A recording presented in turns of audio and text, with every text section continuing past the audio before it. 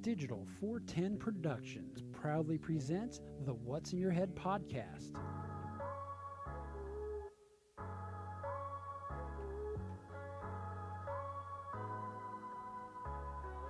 Digitized live from the ACT Computer Studios in Cape Coral, Florida, it's the What's in Your Head podcast with your hosts Gordon and Don Abernathy. What's up, OG5?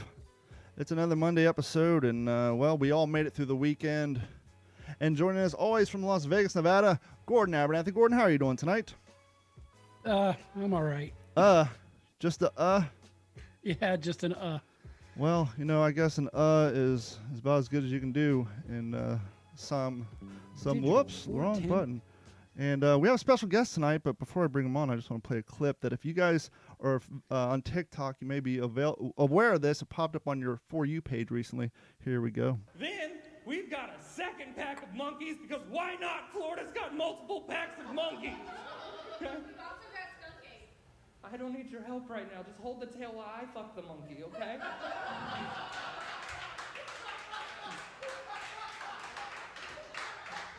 Keep it inside.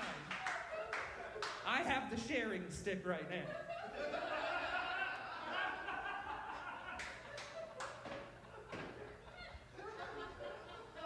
Why would you try to give an autistic person additional facts? Joining us from Gainesville, Florida, via Zoom, AJ Wilkerson. AJ, thanks for hanging out with us tonight, man. That came across my timeline, and I was just laughing my ass off because, one, most people don't realize, yes, Florida has monkeys thanks to an old, 1940s production of Tarzan that they filled up in Gainesville, where the set production guys are like, hey, we need fucking monkeys, man. And so they released monkeys into the wild because, hey, why not? It's Florida, and we love non-indigenous species. And so, heckling has got to be one of the key things you got to learn how to handle quickly when doing live stand-up, right? Well, first of all, thank you guys for having me.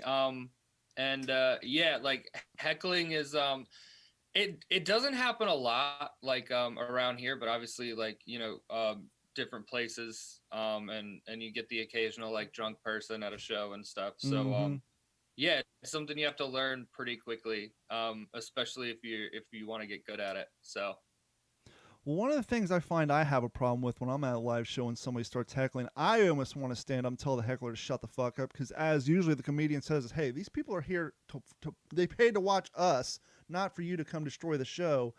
And especially, I couldn't help but notice you on your Facebook profile page, your backdrop is the Laughing Comedy Cafe, and I have been there quite a few times where the North Fort Myer demographic come out and they start drinking. A lot of times they'll start stepping over the performer, and it's just like, shut the fuck up. It's so frustrating for us in the crowd that I don't know how you guys just don't go off the handle sometimes.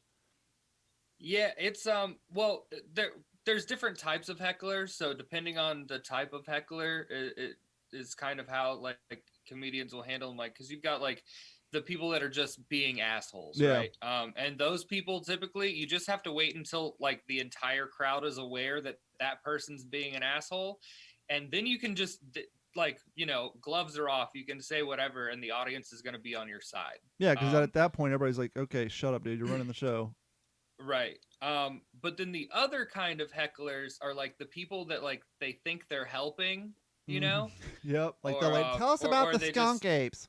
Right. And exactly that's a more helpful kind of heckler. So, you don't really want to go personal or attack them, because you don't want to turn the audience against you. So, yeah. How long have you been doing the comedy game? About 2 years. Yeah. What got you into that? So I mentioned at the end of that little clip, but I got diagnosed with autism,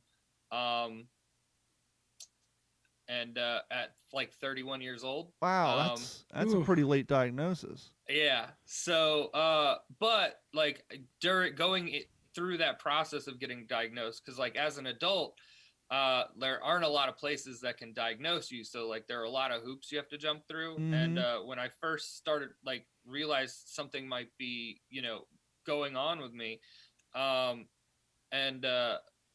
I got referred to this program and that program and so on and so forth. But during all of these like different evaluations I was having to go through, one of the therapists that I talked to was like, oh, well, you have like, it seems like you have like a very large portion of your brain is like creativity focused. Sure. And so we got to talking about that, and they're like, well, it's like you probably need like an outlet for creativity. And at the time I was trying to like I wanted to make like a cartoon. Yeah. So I was like, I was trying to teach myself how to animate and how to draw and how to like write scripts and all of this stuff all at the same time. That's a lot of a load to carry. Yeah, and they're like, that's gonna take forever, and all of that time you're gonna be stuck without like a real outlet or way to like get it out to people. So they're like, why don't you cut out the middleman and just try like taking your jokes on stage? And I a couple weeks after that, I went to my first open mic, and I haven't stopped. No. So what led you to pursue the path to get to have that diagnosis? Yeah. Was there just some shit that's like, what the fuck's wrong with me? And you go see a counselor or what? Yeah. So it was so my regular day job before all of this was I was a graphic designer, and at one point we were doing stuff with like a healthcare company, and so one of the other things I did was like creative writing kind of stuff. And so we were doing some like blog posts for them. So I was having to do research about autism. And I just realized it at one point, like I was reading through some of these things. I was like, whoa, that sounds familiar. Like to the point where I was getting uncomfortable, Yeah. Like sometimes when you hear like side effects for medications, you're like, I'm not even on that medication, but like I'm gonna talk to my doctor. Like, yeah, like like the cats in that new schizophrenia commercial that's all over the place. Yes, exactly. But I'd seen mental health counselors before, and it was like I was diagnosed with a severe anxiety disorder and major depressive disorder, and at one point they thought I had ADD, and so then the more I started like digging into it, and then eventually I got referred to a specialist, and like it was a 2-hour observation appointment, and in the first 15 minutes they stopped me and they're like, yeah, so you're autistic, like we're gonna keep going, but just so you know, like you're definitely on the spectrum. And I was like, oh cool, like thanks. Yeah. Just different, and like just learning like things about myself, and you're like, oh, that's not what normal people do. Like things like when you have to have like a conversation with someone, like if you run into somebody from high school in like the grocery store, right? Yeah. And you guys start catching up, like I would get caught in these conversations, and like I build like word clouds in my head of like, oh, this is what I'm gonna say next, but sometimes I'm like building that in my head, so I'm not listening to what the other person's saying, so then I'm still having to play catch up.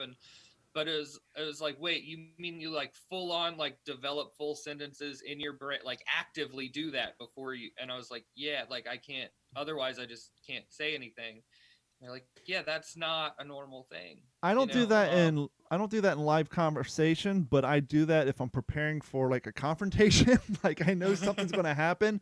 I'll have that pathway so that I can I'll already have preloaded comebacks to any which way that conversation could go. And so I'm kind of like that if I'm getting ready to go to a meeting because I run my own IT firm, or if I'm, like I said, I'm expecting confrontation or something, I'll have those whole entire type of conversations in my head as well.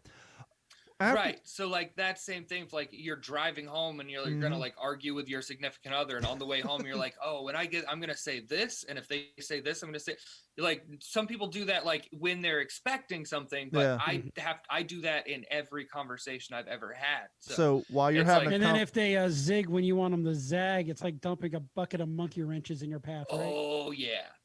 You're like writing your own choose your own adventure every book. Conversation is like original, like Donkey Kong. Yep. Just like back and forth up the ladder. Jump the barrels, keep on trucking. Yeah. After you got diagnosed, did you and your parents say, this makes a lot of sense to some of the stuff we dealt with growing up, going to school and all that stuff? Oh, yeah. Oh, yeah. The comedian, and he's like, yeah, see, told you, fuckers. Yeah. It was like literally, I'll like my parents will bring up something from like when I was a kid, Mm-hmm. like old stories and stuff like that. And now when they do it, I'm like, and you didn't know I was autistic? Yeah, right. Well, see, and the cool thing is now that you know, and the comedy thing is working out for you, well, with the exception of COVID and all that, you're 2 years into it. I'm sure you'll keep on trucking along. I grew up. I have a learning disability, and it's funny. My fiance's a school teacher, and this year she's supposed to be teaching the more moderate children, but she has one child that just got in her class that is on the lower end, and she's like, they really need to be in the class where they can handle that, give them the attention they need.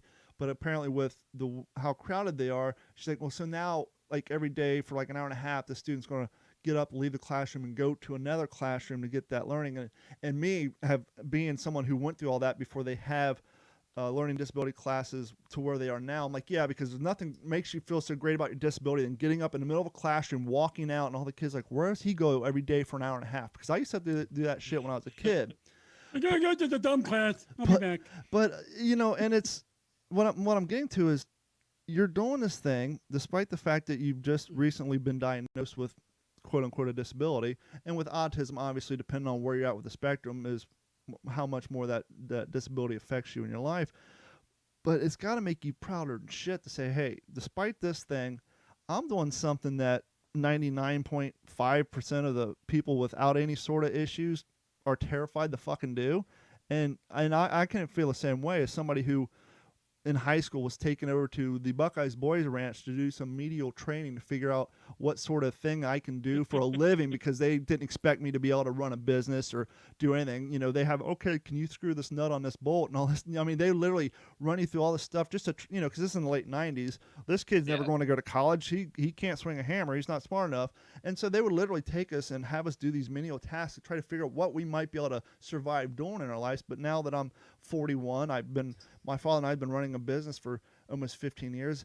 I take great pride in the fact that I, was able to find success despite of what, the education system at that time, expected me to be able to do. And I got to think somebody who just late in life, I mean, it's one thing to be diagnosed early and have 25 years to, figure things out, to falling out late in life and not only get that, but say, okay, I got this, but hey, I know I'm going to go try to be a comedian and then go out and do it. That's fucking awesome. And as somebody who's got anxiety problems myself, I give it to you. How hard was it to get up on the stage the first time? It was pretty rough. Like, so luckily, like, a little while after I got diagnosed, I got my medical marijuana card. There you go. So I just got as high as like I could possibly get, like, while remaining conscious, and just went up and did it. And luckily, like, within the first 30 seconds or so, I got like a pretty decent laugh. And so that feeling from that I was like, oh, like, this is what happy is supposed to feel like, and like nothing else gives you that feeling. So it wasn't so much that I like beat my anxiety as much as like I got addicted to that feeling. And so it's like a workaround almost, kind of. Well, and like I realized, like, because you like getting up on stage, like, especially at first, like, it's all about like crafting material and like having a process, know what you're gonna say before you go up there. So I had that, but then also, like, unlike a normal conversation, like you said, like somebody can zig when I want them to zag. In like stand up, like, it's not a conversation, like it's an interaction, but there's only like a certain number of responses that are like appropriate for them to have, right? So it's like, okay, if I say this, I should get one of these reactions. And so it's that back and forth, and there's not really a surprise in a reaction outside of like, hecklers, but then that's like a skill you learn. And like, even with that, like I have like heckler, like, comments ready to go. Sure. You know what I mean? Yeah. It sounds like you've got, basically just like categories, everything's set up. Okay. Oh, you're that kind of asshole. I'm going to pull from this bin here. And, here's how the responses are going. I've got, various responses kind of lined up. I'll just grab from one chamber and pull it out, and there you go. You roll on. Well, and it's like, so I tend to laugh at myself a lot on stage, or people think I'm laughing at myself, but it's not that I'm laughing at myself so much as that like I'm just already ahead. Yeah. You know what I mean? Like, Mm-hmm. and so I get to a point where like I know I'm like something good is about to happen. Like I know what's about to happen is about to get a laugh, and so I can't contain my laughter at knowing that I'm about to get laughter, and that's like yeah. How's your And it makes it even better when the laugh doesn't come. 'Cause Sure. then like I'm still laughing. So yeah? And then they just laugh with you, right? yeah. Or at you. How has your process changed in the last 2 years when it comes to writing your material?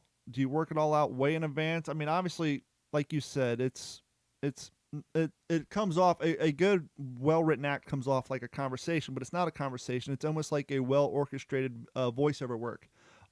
You're doing it in a way where the person listening feels like you're talking directly to them. But once again, that's why you don't want hecklers, because your quote unquote conversation is meant to go one way.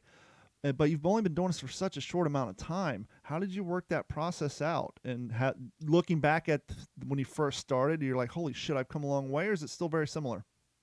No, I've definitely come a long way. Like I don't like I record pretty much every set I do. And like I'll go back and look at sets that like from when I first started, and they're just so. First of all, I hate watching myself on video anyway. Mm-hmm. It's probably what took me so long to get around to TikTok. Yeah. But like I'll go back and watch like set videos, and I'll go back and watch some from when I first started, and they're just so.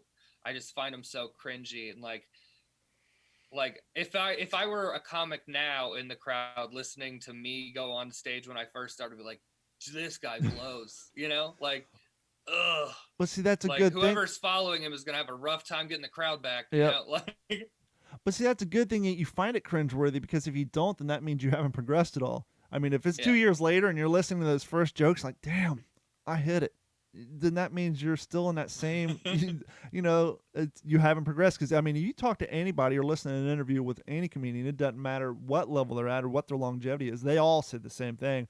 Holy shit, man, I found some tapes I used to sell out of the trunk of my car when I first got started. That shit was awful. And so, I mean, that's the way it's the same way with bands and anything else. I mean, it's, you know, you talk to somebody who's doing a podcast, they're 30 year into it, and say, wow, I went back and listened to episode 1. That was a shit show. And so just like anything else, man, it's just all part of the process and all part of, you know, getting bigger and better. well, yeah. And like, so where I got started and when I got started just like worked out really like perfectly for me. Because, Keg of Laughs that runs the shows, like the shows here in town, they also have a workshop on Sundays, like a comedian workshop. Sure. And like in like some cities, like you can go take like a comedy class and it'll be like, you know, 8 weeks for like $250 or whatever. But this is a free class every Sunday. And it's like the same, like, you know, comedy Bible and all these kind of stuff but it's like learning about joke writing and learning how to like craft sets and all of this kind of stuff. So I basically have that every week.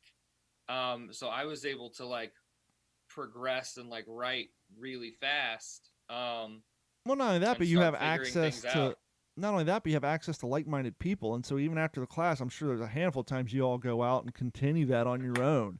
And you know, from the cats who's been doing it for 2-3 years longer, you can learn a lot from somebody else if you're willing to shut the fuck up and listen.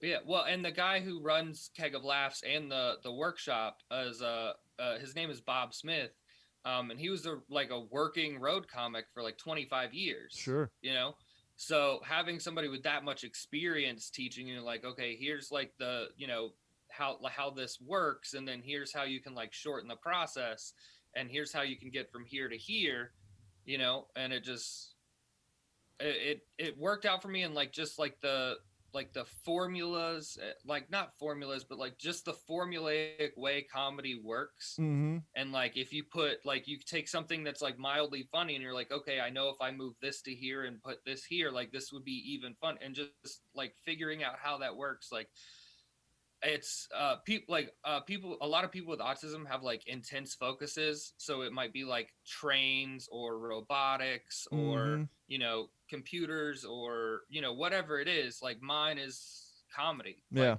I found it, you know. So Who would you say have been your biggest influences? Like maybe a Jimmy Norton or I'm forgetting people now.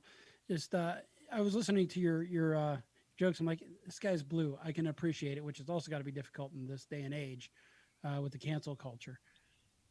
Yeah. So I've got, I mean, for so many people, because I'm like a student of comedy, and so if I'm not like writing or rehearsing or practicing comedy, I'm probably watching it. Yeah. But I mean, obviously the greats, you know, like the Richard Pryor and Dave Chappelle and George Carlin's and those kinds of guys. But some of my like favorites, like personal favorites, are like I love Kyle Kinane. I really love Roy Wood Jr. I really love he's all over like YouTube and stuff, but like Drew Lynch and Andrew Schultz. Yeah, I love that guy. His YouTube channel, he found a way to blow up. You know, obviously he started with his real short routines, but then when he kind of changed the format. He almost did like a comedian's version of Somebody Feed Phil, where instead of it's about food, he actually shows, you know, he keeps his 3 to 4 minute format, but then he shows him and his crew going around the town that he's in and kind of giving you the behind the scenes of the road comic thing where they're out there eating, they're going to like silly little fucking tourist traps and all that. And his stuff, you know, they're still 10 minutes long, but he's got that thing hammered down. He's so goddamn funny. And he does so much crowd work, too. He's a huge crowd work comedian. I love his stuff. He's somebody I started studying when I started, like, trying to get better at crowd work, for sure. And he's somebody, speaking of cancel culture, he's somebody who's figured out a way to make fun of all races and genders in the crowd, but do it in a non-offensive way so that the people that he's making fun of, they're all laughing at it too. And I mean, he just doesn't give a shit when it comes to that. But there's a fine line of dancing, a way you have to do that nowadays. Well, and part of like how he's able to do it is like his persona, like on you know, on stage doesn't make it seem like it, but he's highly fucking intelligent. Yeah. And like he's well read and well researched, and like when he starts like talking to people in the crowd, like he has a crowd work special on YouTube where he starts like talking to I believe like a Hindi woman. Yeah. And then starts going into like goes into like a whole like couple of minutes talking about like Desi culture and all of these different kinds of things. And you're like, wow, like he knows what he's talking about, and that's what allows him to make those jokes. Yeah, you know? you just went down the path I was going to shine my flashlight. I was going to say the same thing. You know, he'll make fun of a culture, but then he'll talk 30 minutes going in depth. Not talking about the, you know, the crap that we all know, he'll actually, like you said, he knows the history of the culture. He'll start going back, oh yeah, back in 1840, he knows the history behind it, and that just makes the people that he's busting balls on respect him more because, he knows about it, so that's why he can joke about it. And you're absolutely right. He puts a little cultural history into his comedy. Right, yeah. So like he uses like the tried and true, like I can be informative and, you know, and that's how he creates that balance. And then you have other people like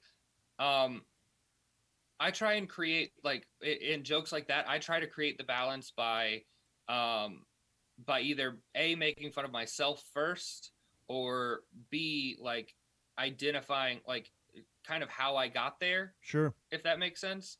And by trying to make it like I don't want to offend anybody. Like I want even the people that like could be offended to find it funny. Yeah. You know, and that's kind of like I don't intend to like hurt anyone, you know, and that's kind of the thing. And sometimes just like that genuine, like, oh, they don't want to be mean. They're just, you know, and that kind of goes a long way too.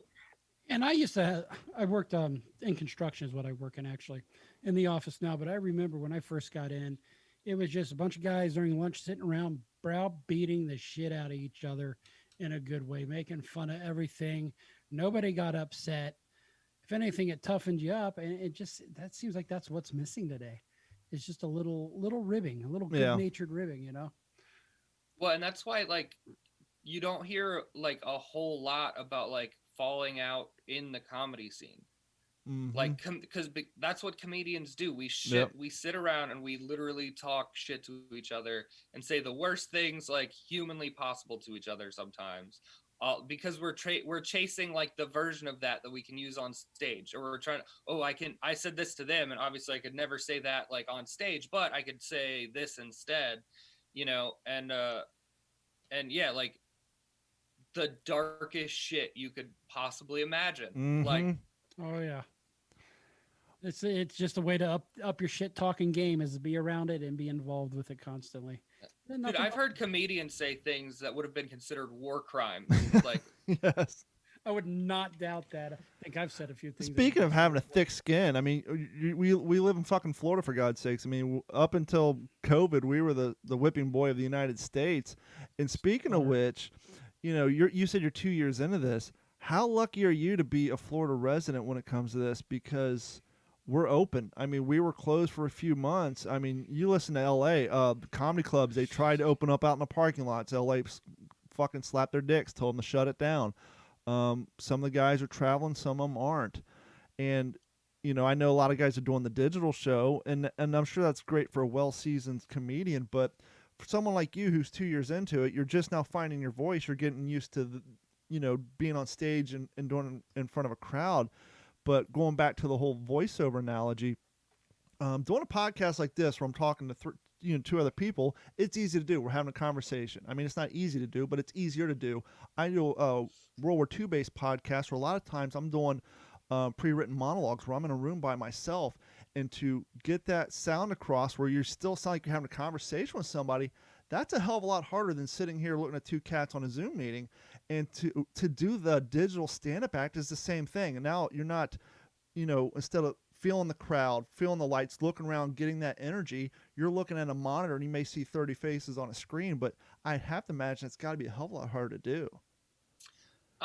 Yes and no. Like I said, I laugh at myself a lot. Sure. And like, it kind of works out great for Zoom comedy because I'm laughing at my own jokes. So by like, that just helps kill that gap between like the delay in hearing their laughter. That makes sense. So that works out a lot for me. But yeah, being here. So like the beginning of COVID like sucked super hard. Cause I had gotten booked up for my very first like tour. Yeah. And I was doing I was doing like a variety show tour with like a bunch of like musicians and music acts and stuff, and it was like an 18 city tour, and we went to Tallahassee where the production company was, and they put us in a house, and we signed our contracts on a Sunday, and then Monday everything went into lockdown. So we stayed there for like a month and a half, 2 months, just rehearsing. Yeah. And then we did like a virtual show, and that was it. But because I had like kind of somehow my momentum carried over, and when things unpaused and we first like opened back up, I got booked for a bunch of like private gigs and nice and stuff like that, and then I got to go and do like some bigger rooms. And then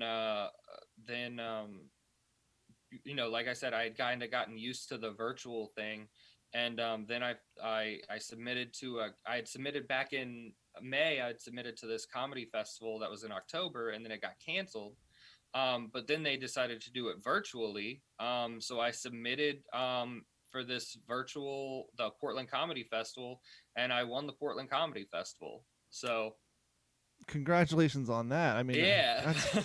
Now, were you able to slam some Antifa guys in the process? No, there was no Antifa slamming. Well, it's just that. I mean, that's saying something. To be 2 years into this and to win a fucking comedy show. Congratulations on that. Thanks. Yeah.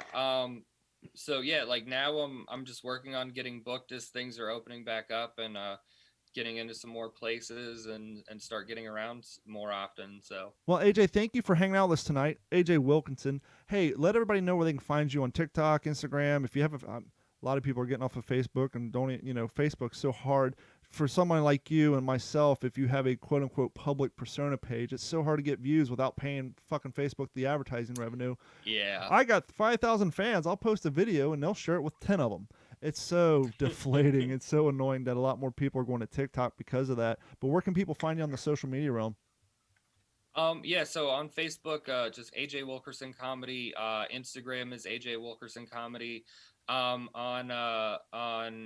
TikTok, I'm Captain_Autism, and on Instagram, or I'm sorry, on Twitter, I'm Captain Autism with the underscore at the end.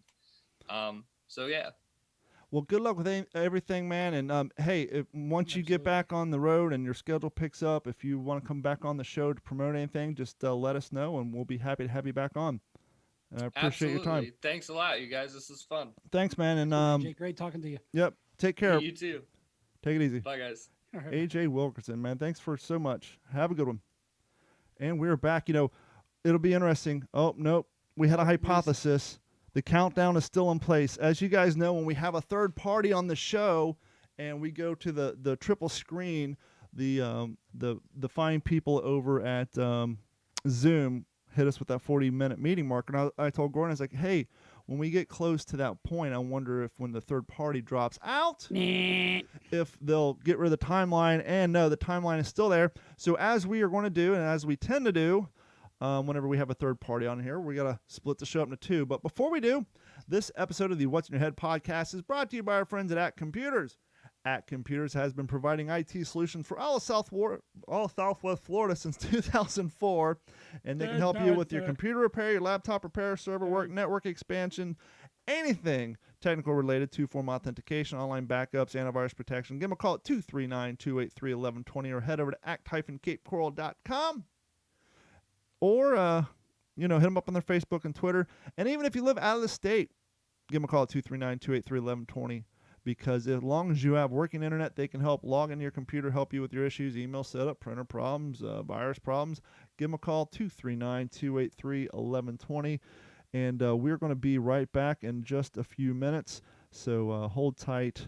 Tell you what, if you guys love the show and you like us having guests on, but you're annoyed by the fact that we have to split the show up in two, the best way to help resolve that issue is head over to what'sinyourhead.com or d-410.com. Click on that Patreon link and sign up. It's $1 a month, and they take $1 a month out of your bank account. You can help support the show, support the YouTube channel, and all that, and we'll get us some highfalutin premium grade Zoom. So when we have people on like that and guests on, we don't have to split the show up in two. But I would settle for medium falutin at this point. Yeah, medium falutin would work great as well. So hold tight. We will be right back. Thank you guys so much.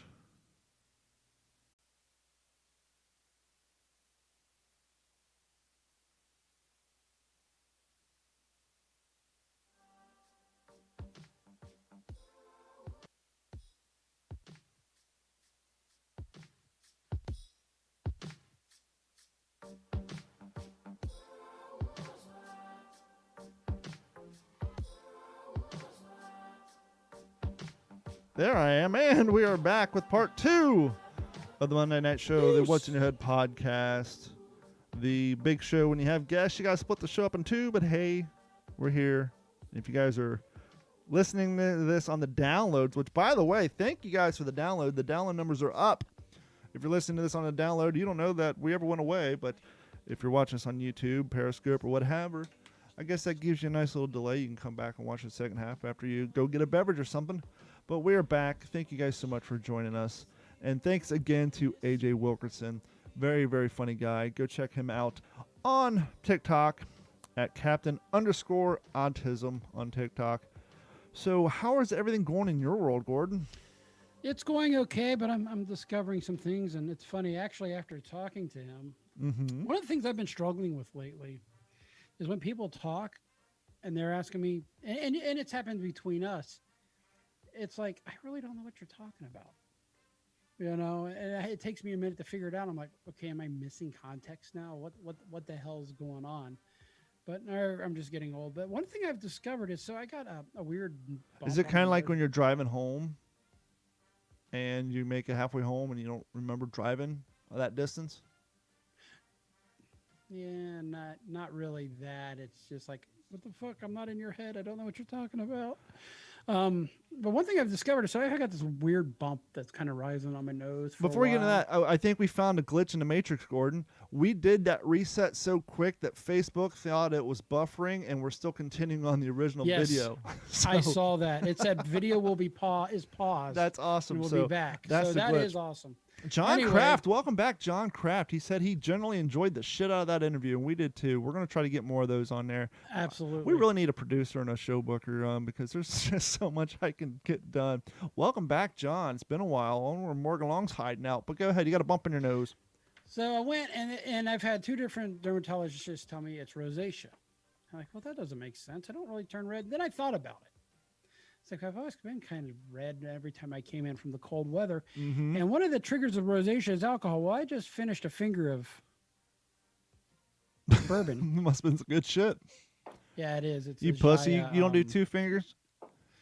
I work tomorrow, but I've already noticed like my face is getting red. Mm-hmm. And that's one of the triggers. And I'm like, son of a bitch. It's funny looking back. I remember you turning red, but I just always assumed because you were, you had a lot more freckles than I did, and you always kind of had more of a fair skin. But that makes more sense. So does this mean I'm going to get whiskey nose? I hope not. I mean, I don't even drink that No, much. And that's called a gin blossom, and that's when you're a full-blown alcoholic. yeah, well, I may have a gin bud right here. But yeah, so I got medicine that I put on it now, and that's fun and that's expensive. That's great. But I think the last time we everything is talked, going. Otherwise, everything is going okay. Obviously, we're all bated breath with what's going on I don't even on want the to talk national about it. level, and I'm not even going to go there. But we went from 90 degrees to 45 and 50. We haven't gotten that cold. We've had some cool weather, and I have a story about that. But I want to finish a thought I had about your skin issue and all that. Last time we talked, you were down 10 pounds. I think you're down 15 now, correct? Yep, that Ish. 15. It's not that noticeable yet because I'm a big guy, but Once you start also, buying I new carry a wardrobe, it'll be more noticeable. My question, though, is when you changed your diet, have you noticed a difference in your skin quality? Not to sound like a bunch of ladies cackling. for the most part, yeah, no, because it's so goddamn dry out here. So I'm still battling dry skin. Well, I used to get real dry red skin right here. And Yeah. then when I got off the soda and the monster and all that, and I went all drinking water for the longest time, that all cleared up. And then now that my diet's back and forth, it's still semi-clear, but it gets a little... when I start drinking more shit, my diet gets worse. I actually do see a change in my skin condition right there. But like right now, for like last week, I've basically been drinking Gatorade Zero and water, and so my skin's actually pretty good right now. But a lot of times, if I'm drinking a lot of beer, soda, and all that, I will see a difference in the skin. Now, as we know, we had Vinny on, and thanks again, Vinny Tortorich, for coming on and guiding me through and get me started on this no sugar, no grains. Am I at 100% compliance? Is my wife and I at 100% compliance? No. But we're at 85 to 90%. And when I say that, no, we haven't eaten any bread, haven't drinking any soda, haven't had any rice, potatoes, any high carb bomb stuff. But sometimes there's just a little sugar in there that I'm still having a hard time finding without paying a lot of money or using a lot of time. Everything that gets, all those words that slide in, that's technically sugar. But that being said, it's a progress. I think we will get more and more compliant as we go. But that's such a coming hardcore off diet. I mean, with my every plate, I think 3 meals I eat a week were bacon carrots, and there's so much natural sugar. Now you think, oh, baked carrots, that's healthy, but according to that diet, no, it's not. I might as well just No be carrots. down in a box of nerds. But anyhow, well, you can have carrots according to that weight lifestyle of eating once you get to your weight goal. sure. And I know we're not supposed to have any cheat meals until we kind of get to our weight goal. I've been doing it for a while, but we've slipped. I've had a sandwich once, and I did not miss it at all. I'm like, this, we've discussed this, but yeah. So no, everything is going good. My cheat day this week was wings, which had mango habanero on it. That was on Friday, and I'm sure it was fried in a bunch of vegetable oil. Yeah. But that was it. So a cheat day once a week or once every 2 weeks is fine. I said, we're not allowed having more cheat days until Thanksgiving, and then we still got to be light. So as you mentioned, the weather is getting better all over the place. Yeah. It rained for the first time in 200 days out here on my side of the valley. And I tell you what, there is some unexpected shit that happens Like when it flooding? rains for the first time. No. So we're driving along, and one of the things you expect is the road to get slick. But, you know, Ooh, we're can I in our guess? fancy. Can I guess? Oh, Can I yeah. guess? Because I lived in I guess. California. Yeah, well, When it's a little different. When though. it sprinkles just a little bit and everybody starts wrecking, and their excuse is, well, you see, it never rains, and so the oil that drips off all the cars gets on that there concrete, and it soaks into the concrete, and when you get the slightest bit of rain, the roads get slippery. Well, I will tell you about that shit. That Perhaps builds in up in the 1983 concrete. when everybody's cars are dripping oil, but how many people are driving around beaters that drip oil all over the goddamn roads nowadays? I think it comes from the tires. And the reason I say that is when we pulled into our neighborhood, I noticed foam in the middle of the road. And I'm like, what the fuck? It's like somebody dumped a bucket of soapy water. And I'm turning, I look to the left and down along the gutter, along the curb, there's water running, and it's a dark green brown. Ugh. Ugh. Antifreeze? And then I look behind me, and there's foam being generated from my tires. Yep. We back into the garage, and I've got a nice big black tire marks going up into the garage. We get out because we've been walking around in the rain in parking lots, and our shoes are leaving black prints everywhere. That's weird. So There's that clearly tells you something to how it. much shit clearly ends up on the road, especially when you haven't had measurable rain in that long. And it was just it was weird. And I was just wondering, is the homeless people getting flushed out of the No, out of never. the drainage ditches yet? Because that's usually what happens. There's usually at least one rescue, but our rain wasn't that heavy. Actually, that day, our side of town got good measurable rain, but McCarran still had nothing. Here's a fun game to play when it rains. Drive down your neighborhood, down the street, and just cast your eyes on people's driveways. And the ones where you see the 4 light marks in the driveway, those are the people who wash their cars because those light marks are the runoff from the tire cleaner. And so when the whole driveway gets wet, there'll be 4 clean spots that just keeps running off from the tire shine and all that stuff. Because Dave pointed that out to me one time when he came over and said, oh, you must have put stuff on your tires. And he's right. Usually when I put stuff on my tires, I can actually still see the residue on the dry ground anyway, and it doesn't go away forever. It's there. Well, I hope this But, isn't too loud. yeah, but that was one of the things I thought was nuts. And then didn't know what to think about it. But it looks like how's the weather? Is everything holding up over there?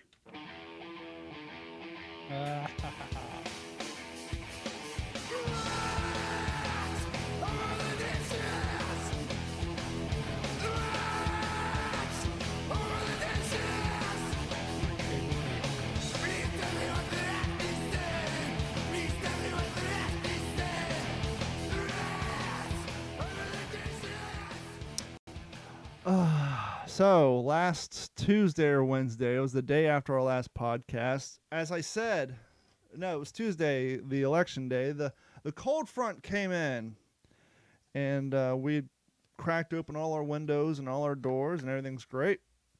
And the next day, we're following suit and watching the election results, waiting to see what's happening. And we have 2 sliders. Basically, my living room door is here. My bedroom kind of does this because my lanai comes into like a rectangle. And so I have a slider on this wall at the bottom and a slider here and then Like a an window. L.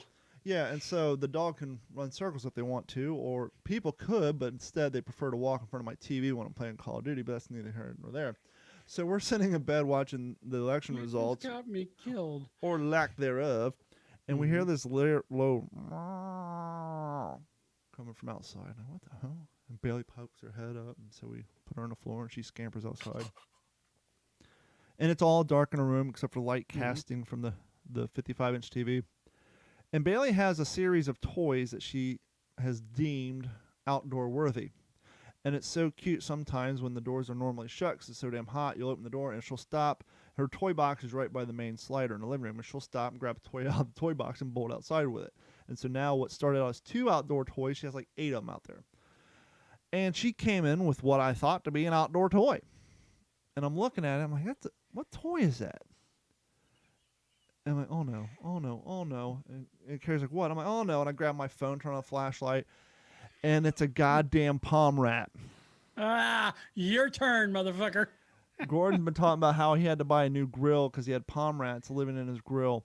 I don't know if Bailey killed it or if the low growl we heard was the cat killed it, because the cat that was outside, we believe, was a little girl who was once a feral cat many moons ago, about 7 years ago. But Bailey just carried it in like it was just a toy and dropped it. And if you guys seen my TikTok, or I even think I even shared it to my Instagram page, this isn't just, a lot of people say rat and it's a mouse. With the tail included, this thing was probably down to here. I mean, this was a big, this fucking thing, rat. This was a fucking rat. And luckily she dropped it right on my pajama bottoms that I had laying on the floor. So I just took the material, folded it over, grabbed it by the tail, kind of waited for it to spring back to life. Didn't know if perhaps it was playing possum, but it didn't. And I quickly threw it in the trash can and then threw my my pajama bottoms into the wash machine because I didn't know what sort of funk that damn thing had on it. But she was just so proud of herself. She just came toppling in, and dropped this huge big-ass rat. And now, as gross as that is, I'd rather she drag a dead rat in than that thing getting up onto my roof and into my soffit and into my attic. But, yeah. Well, hopefully you don't have any up there, because a lot of times you don't even know. Well, when we first moved in here a few years ago, the power lines, because here in Florida, we don't bury our power lines, the power line runs perpendicular right above my privacy fence. Why wouldn't you in a stormiest state in the union? I don't know. Some people say because of the floods and power, but you put it in conduit and it's all waterproof anyhow, but that's neither here nor there. Every once in a while, you would see the silhouette of a rat running down the power lines. But, yep, they got one. I don't know where. Now, I have a sneaking suspicion because the neighbor to the right of me, they're not technically palm trees. They're like the palm bushes that a lot of people buy down here because they kind of grow out in a fan and they create privacy. And they're about they're about 15 foot tall because the fronds lean up over my fence, which makes it fun for me to mow the grass. Whenever they fall off, Tucker the beagle used to pick them up and run around the yard, and now Bailey has discovered that fun time. But yeah, the cool weather has brought in dead rats into rat singular, into my house. So that was fun. Well, it's interesting. So the Paris Hotel and Casino lost power back on like October the 22nd. And what it was actually was caused by rats. Really?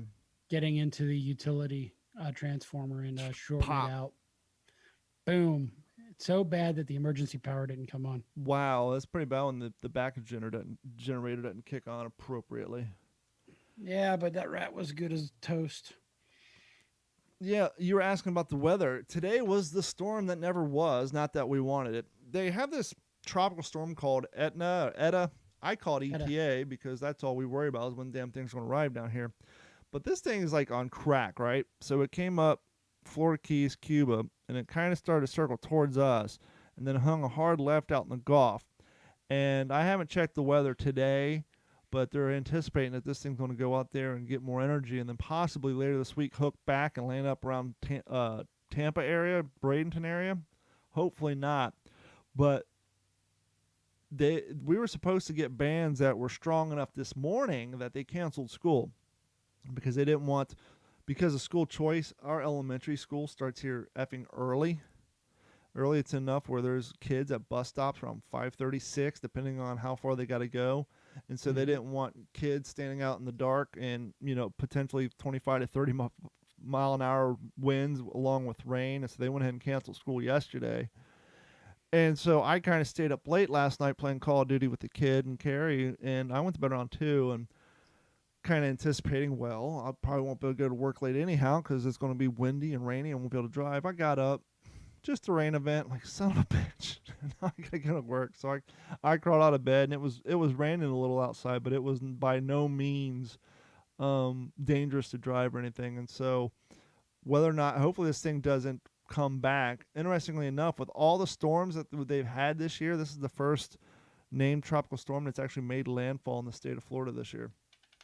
Or they're anticipating it will be. Because I guess technically it hasn't made landfall. We just had the ban so far. And hopefully it doesn't, because God knows the Gulf Coast in general is just a wreck, especially north of you. Well, they always say, you're fucked whenever Jim Candori comes to town, and he's on Marco Island, which is about 50 minutes from here. So they're definitely expecting this thing to come this way, or were. So yeah, he was down here on Marco, and his other little whipping boy was over in Jacksonville. Or So they basically expecting this thing to swing a Yui at some point in time. yeah, it's literally it kind of went underneath Florida, came up, and then it's dog-legging left out into the Gulf, and they're anticipating it's going to pick up steam out there because there's no obstruction, and there's a lot of cold wind and all the elements required for hurricane construction, and then it's supposed to fling back up towards Tampa and our way. So it'll be interesting to see how that pans out. Absolutely. So I want to shift gears a little. I know a lot of people are going to a platform called Parler. I went there. I followed actually a podcast over there last month, but I downloaded the app this time, and I went to log in, and I was having a hell of a time. Mm-hmm. It said, everything for, hey, what about your number, your phone number? And I enter my phone number. So then I enter the CAPTCHA, and it says we cannot find this phone number or this email. And it just, I got sick of it. And then I said, you know what, I'm just going to try to bring it up on Google Chrome. Well, the annoying thing is when you do the CAPTCHA, the annoying thing with the CAPTCHA, what's that? You went to Google Chrome because it had the saved password and logged right in? And logged me right in. Well, the annoying thing with their CAPTCHA is when you type it in, it just refreshes with a new CAPTCHA. But real small underneath it, it says we cannot find an email address. But if you don't read that real small font, you keep typing in the goddamn CAPTCHA. Because interestingly enough, when it's so funny, everybody's making this leap, and I made You think that's bringing it down? You think that may be the problem? No, it wasn't until I got on a PC and not on my phone. Because when you're on the phone, the keyboard's up and it covers up that the part where it says real small. We don't see an email address registered to that account. When that keyboard's up and you hit enter, just the CAPTCHA refreshes, and you're like, "What the fuck?" And you keep retyping in, thinking you typed it in wrong, and it's an endless loop. Let's talk CAPTCHA real quick. Mm-hmm. Now, you'll see a series of lowercase and uppercase letters. It is case sensitive. It is case sensitive. Okay, I just wanted to make sure. And it's kind of pointless because if you're on Google Chrome, like the picture version, back in the day, well, choose the dandelions. If you come across that one, Google Chrome just does it for you, so you don't have to do it. It's kind of pointless. But anyhow, I had the same problem a while back, 5 months ago to be accurate. I signed up for it. Turns out I signed up for it back in, because I'm late to the party, I signed up for it in June 14th of 2019. You're early to the party. And the app updated, and it asked for my password, and I couldn't figure out the password, and I couldn't figure out the username, the email address is registered to. And I was like, well, no one's on this app anyhow, so big whoop, I'll sign up. Turns out I had 50 followers, so I signed up again 5 months ago under D-Train 410 instead of Donovan 410, which is most of my stuff. And now that everybody's transferring over, I want my 50 followers I had and I want to be a cool guy with the old-time date stamp.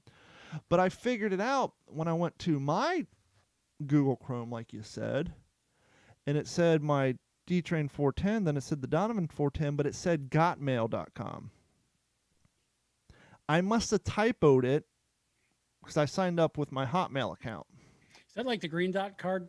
Exactly. But my question is, usually when you sign up for a service, you have to go to your email to click the verify that the account exists. And as far as I know, there's no Gotmail service, is there? Gotmail.com. Test that Viper. No, so there is no Gotmail. So how this thing, before continuing to Gotmail, I'm not even going to try. So I don't know how it ever registered an account for me at Donovan410 at Gotmail.com. But luckily I figured that out, and I was able to get in. So now I have two Parler accounts. One of them's under at Donovan410, and the other one's D-Train410. Obviously, I'm going to use the Donovan410 more than the D-Train one, but yeah. Well, and by the way, out, for those who haven't made the switch, it's nothing like Facebook. It's Twitter basically. It's Twitter. It's a work in progress. And it needs that. It takes forever to upload photos. I don't like the whole vote and echo thing, and echo without an echo. The whole thing's weird. But I kind of jump onto these new platforms not to be the first to do it, but kind of like when I signed up for YouTube, which is the Utah Gun Exchange. It's their version of YouTube from when YouTube started demonetizing videos with firearms in them. I sign up for that stuff because I think it's a lot easier to get followers when there's not a million people to compete with. And so I try to get on new platforms when it's early so that you can get a lot of followers out the gate, especially for if it's a personal page, that's not a big deal. But if you're trying to promote something like a podcast or a public persona page, it's easier to get a lot more followers when you're not competing with 30 million other people, when there's, a couple 100,000. So that's part of the reason why I signed up back in 2019. It had nothing to do with politics. And like I posted today, hey, just because we're here doesn't mean we want to be getting an ass load of your politics here either. We just want, less censorship. I'm reading an article that was created by a bunch of Trumpsters because of that. Now, one thing I found interesting is you could change your name and your handle easily. So I ended up going through a couple of variations, and then I settled at Gordon at Analog 410. There you go. Just because that's where I'm uploading my videos, which I got a bunch of days off coming up, so I'll be uploading a bunch, I think. And that's what I did. So yeah, it's a little weird. I think it's going to take some time to hopefully, as more people migrate over. If they migrate. Once again, it's not a Facebook substitute. So, if you're looking for a platform to give you the feeling of Facebook, keep your Facebook account. If you want to cancel your Twitter account, it's basically the timeline, the formatting. It's basically like Twitter. It's not going to give you the birthday reminders and the events and the groups and all that like a Facebook does. And that's one of the things I've been seeing a lot of my reenacting buddies like, hey, I'm just staying on Facebook just through the the events and the calendar stuff, and so we can set up these these World War II reenactments or whatever your preferred hobby is, and they're just minimizing their personal posts. But yeah, and yesterday on my personal page, I said I'm going to use Facebook, what it's the best used for, and I posted a picture of my food. Yep. Well, that's more Instagram, but yeah. Well, it's just to tone down the BS. And it's so hard to switch because now it's just one more thing you got to do, unless you delete one in the past. I hate to delete my Twitter feed just because I got 1,500 followers, but none of them really follow me anymore because I took 2 years where I didn't post anything, and so now my posts don't show up anyhow. So I'll post something 5 people will see it because once it's much like Facebook. So I could probably get away with deleting it, but I just haven't done so yet. Yeah, I'll hang on because obviously our family's spread across the nation. I want to give you guys an update because I like to come back and admit when I was wrong or misspoke, if you will. We did this whole great segment talking about how TV shows and movie productions spend a lot of money filming a scene and they cut the shit out of it and never seen. Turns out in this case of The Right Stuff, I was wrong when I was skimming through the episode. I fast forwarded through the whole damn thing. But yeah, if you go about, I think it's 14 minutes into episode 1, Sierra Hotel, when Sam Shepard goes to the naval officer place. Not Sam Shepard, that was the name of the actor who played in the original Right Stuff. Alan Shepard. When Alan Shepard goes to the officers club to demand more flight time, that is the scene that I shot in Orlando at the golf course as the naval officer. And I do have quite a bit of screen time in that opposed to the minimum amount in episode 4. So I was wrong. They did not cut out all that scene, and it wasn't a waste of 8-hour recording. It was just I fast forwarded through it. So I do know I've talked to a few people who've seen the show. I haven't watched all the episodes yet. And I know one of them who's really heavily into it and loves the show. So if you guys have Disney Plus, check that out. And let me know what you think of it. I think it's a pretty good show so far. Yeah, I got to get onto some Disney Plus. You ready to get going with the news and shit? I am ready to get it going on with that news and shit. News and shit. News and shit. Now here's Gordon with some news and shit. Joining us now from the Digital 410 West News Desk in Las Vegas, Nevada, Gordon Abernathy. Hey, Gordon, how you doing tonight? Better make than you this happy Idaho if I play man. the clutch again? Nah, that's fine. We don't want it to mute it on the other side of the stream. I try to keep it under 30 seconds. Well, I am doing better than this Idaho man. Hey ho, I'm from Idaho. Idaho man was banned from Yellowstone National Park. Why was he banned from Yellowstone National Park? What must one do to be banned from Yellowstone National Park? There's a lot, and there's actually a book called That's the Yellowstone. This guy was attempting to cook chickens in a hot spring. How and why? Because Well, first I'm and sure foremost, a lot of hot alcohol was involved. I was gonna say, first and foremost, I assume a hot spring smells like unfucking purified well water and just rotten eggs, and I'm sure that's gonna make the chicken taste like shit. And some of the springs run 200-300 degrees. They got so much chemicals in some of them that it'll take the skin right off of you. This man was reportedly found back in August with the cooking pots and 2 whole chickens, not 2 half chickens, not 2 quarter chickens, but 2 whole chickens. And has been issued a 2-year ban from Yellowstone National Park for attempting to roast said chickens That's bullshit. in a hot spring. If I want to cook chickens over natural hot water, I ought to be able to. You can't kick me out of here. My tax revenue keeps this place open. So after being alerted to hikers in an off-limit thermal area of the park carrying cooking pots on Friday, August the 7th. Were they like the blue camping style ones with the porcelain? I would not doubt it, but I hope you at least go for a cast iron or a Dutch oven. This doesn't sound like the move of a cast iron user or a Dutch No, oven this aficionado. sounds like a move of one of them real lightweight aluminum ones. Yeah. So park ranger found 2 whole chickens hot spring inside a burlap sack. Dead or alive? Well, they're dead, according to the East Idaho News. So these should be identified at this point.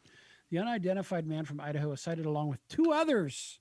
So this was a group effort, and a group for walking in a thermal area, according to the news source.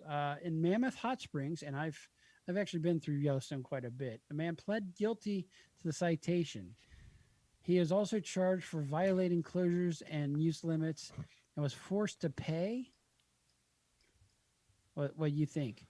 What do you think? How much would he be cited? $2,500. $600 per charge. It's getting off light for federal property. For 2 years. So that's $600 per charge plus 2 years of unsupervised probation and 2 years banned from the park. Guy sounds like a pussy to me. Anybody with a fucking nut sack on them with chickens. Anybody can do chickens. You want to impress me, son? Cornish game hens. That's where it's at. Smaller, you got to get closer. Higher risk, higher reward, you pussy. Speaking of pussy, Marty, a black Maine Coon cat, used to patrol the highest peak in the Northeast United States for 12 years. That would be 12 for those playing along. At its weather observatory.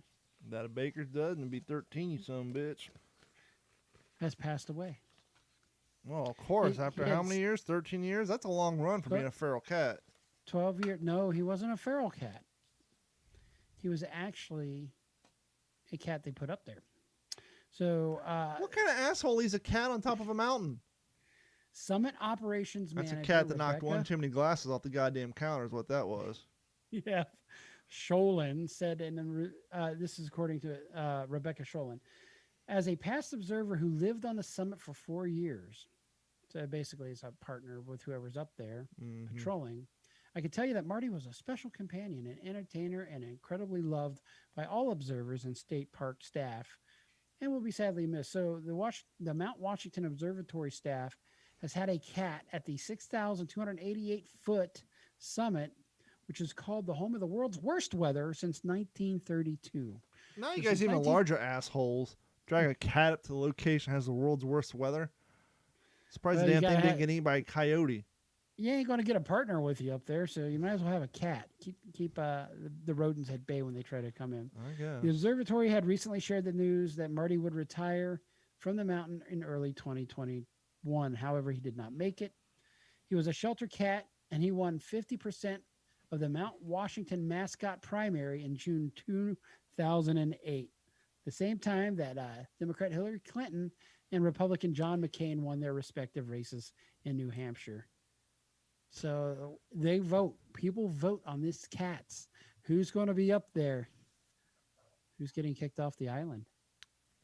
You know, there was a crazy TikTok video where this lady, she lives she lives in Colorado or somewhere, and her backyard, it basically empties into an open field that slowly goes up into the plains and the mountains and stuff, and the plains, mountains, 2 different things. And they had a pack of... Yeah, completely. They have a pack of wild coyotes. No, I think they're wolves.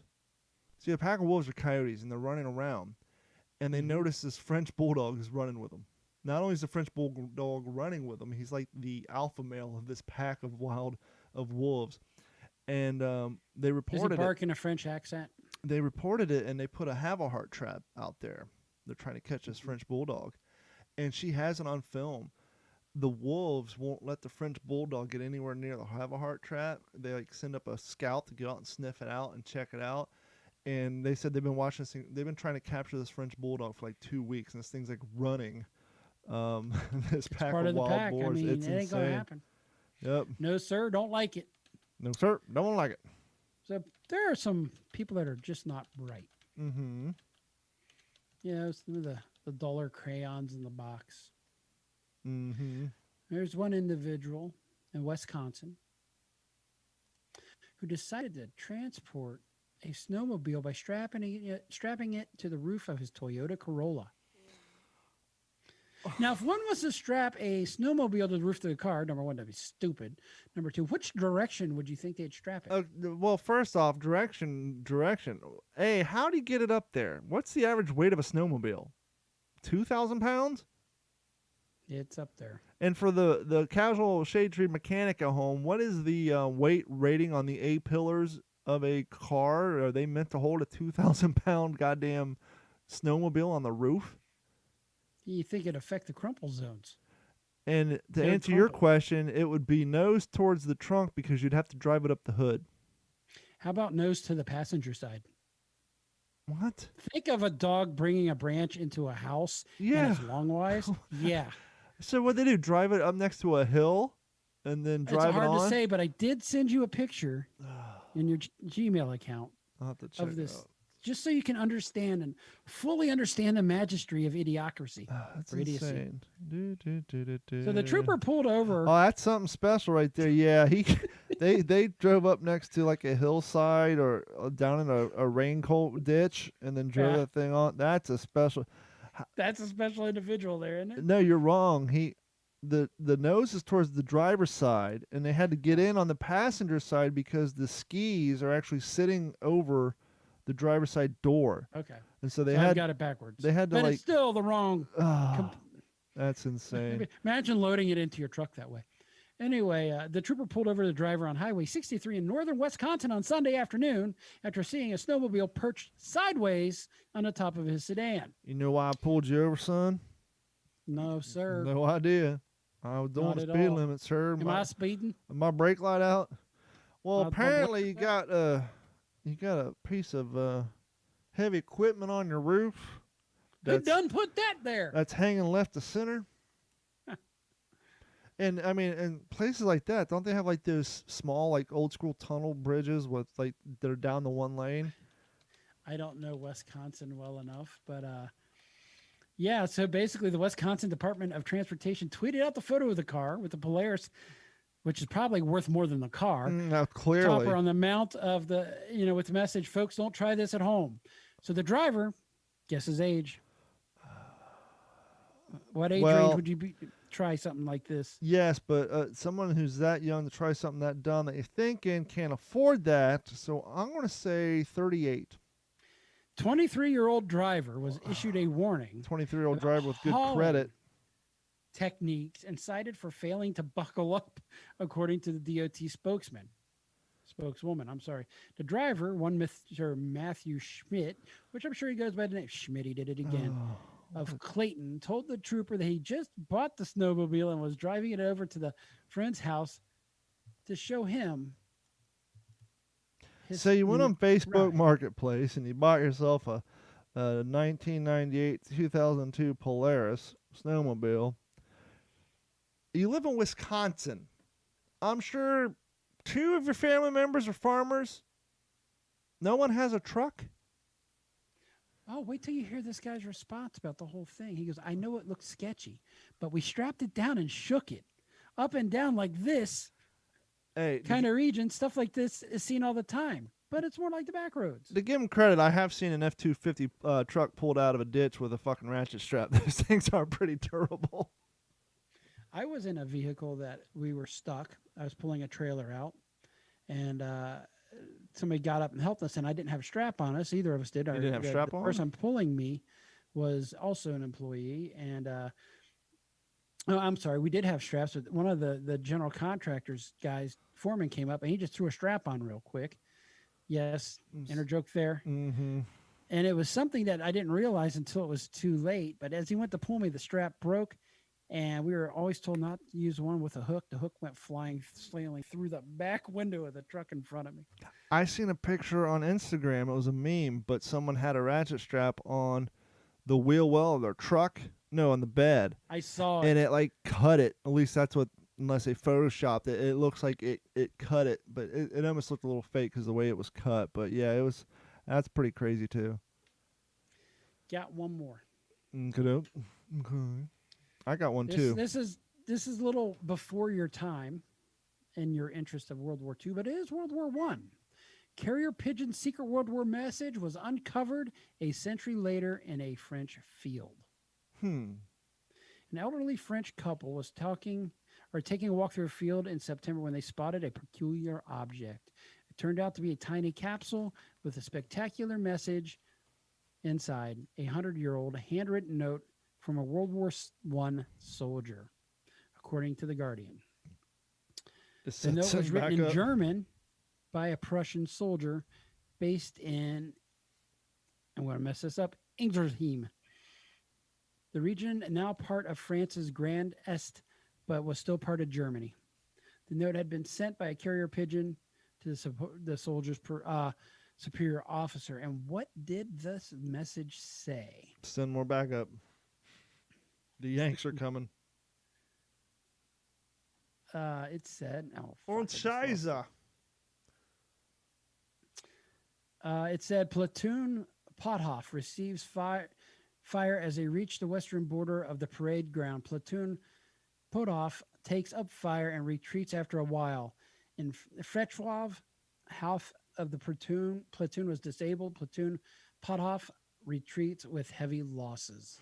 So basically reporting that they got their asses handed to them, and clearly it did not make it back to the person that it was going for. Over on the eastern coast of the United States, Dateline Washington Post. After a tight race, a French bulldog was elected mayor of a small town in Kentucky. Oh, is it a town we know? Yes, sir.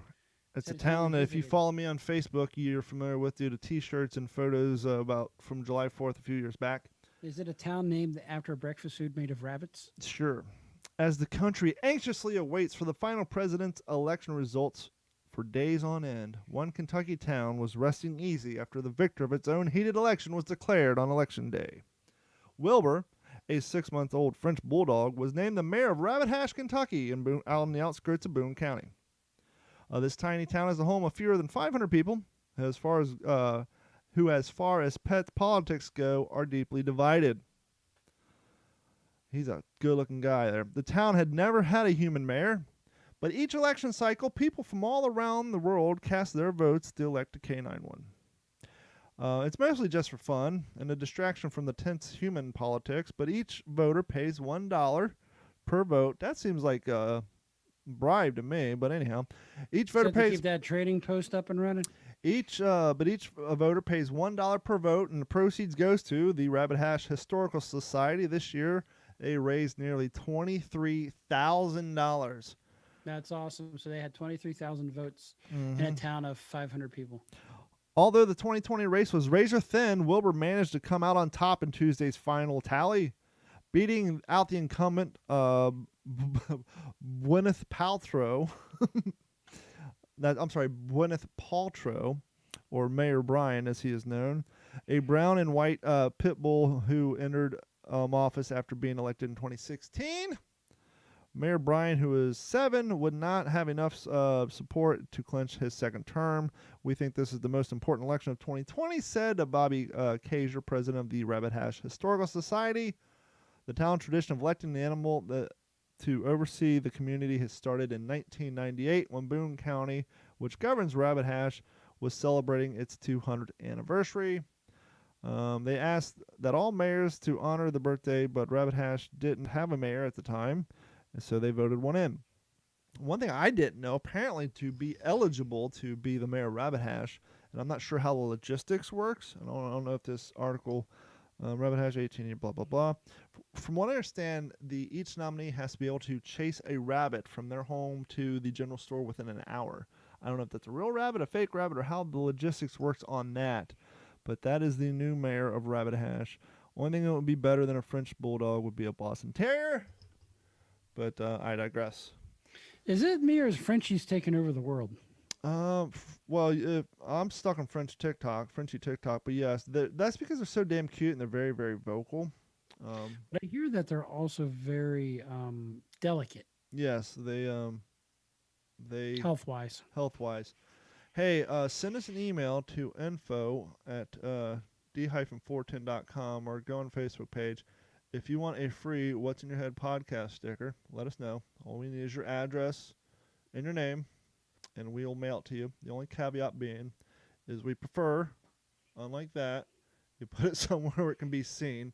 There is a little cost in making these things and mailing them out. I would prefer they not end up on your refrigerator in your garage unless you have hundreds of people come over. And as was mentioned when we brought this up on the What's the Scuttlebutt podcast, my co-host on that, Jeff Copsetta, he actually had 2 barbers out in Texas where he lives that allow him to put the sticker on their mirror so that when people are getting their haircuts, they're staring at our logo. But if you want a free sticker, no cost to you, email us at info@d-410.com or send us a message on our Facebook page. Just need your name, address, and preferred color, and I will send you to you for free. Just put them somewhere so people can see them. That'll be great. And Gordon, you have anything to go out on tonight? I think that is it, man. That is absolutely it.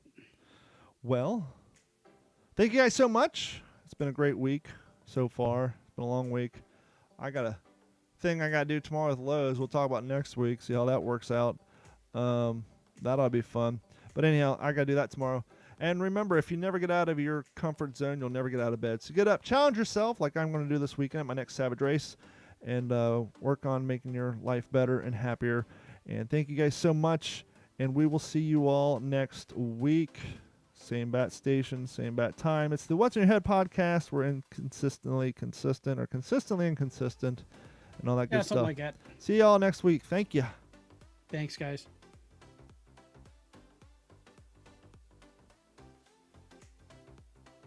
This has been a Digital 410 production.